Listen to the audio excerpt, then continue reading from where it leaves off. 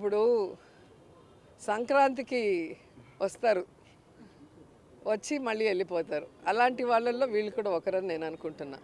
ఎందుకంటే non local politicians, వీళ్ళు ప్రజల్లో ఉండరు, ఇక్కడ వాళ్ళ కుటుంబాలు కాపురం ఉండవు, ఇక్కడున్న ప్రజల సమస్యలను తెలుసుకోరు. కేవలం ఎలక్షన్స్ వచ్చినప్పుడు సంక్రాంతికి ఎలాగైతే డూడు బసవన్నలు వస్తాయో అలా వస్తారు, వెళ్ళిపోతారు.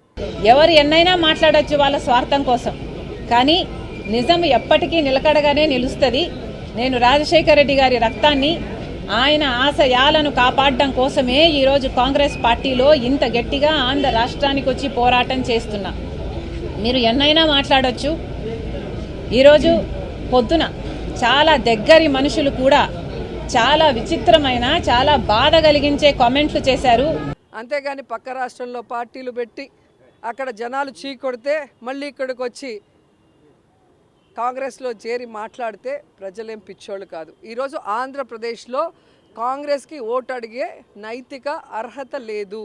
మరి ఇప్పుడు జగనన్న గారు ముఖ్యమంత్రిగా ఉండి అసలు రైతులకు ఏ రకంగా అయినా సహాయం చేస్తున్నాడా అంటే రాజశేఖర రెడ్డి గారితో పోల్చుకుంటే సున్నా.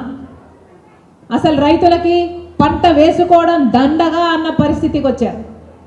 ఒక్క సబ్సిడీలు లేవు, రుణమాఫీ లేదు, కనీసం పంట నష్టపోతే పంట నష్టపరిహారం కూడా లేదు. ఇక రైతుకు భరోసా ఎక్కడిది?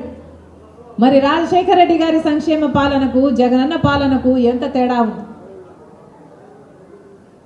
ఫీజు రీయింబర్స్మెంట్ రాజశేఖర రెడ్డి గారు చెప్పిన మాట, ఒక డైలాగ్ మళ్ళీ గుర్తు చేస్తా.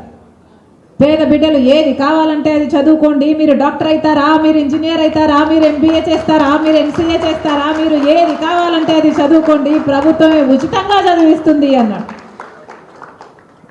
అంత భరోసా కల్పించాడు రాజశేఖర రెడ్డి గారు.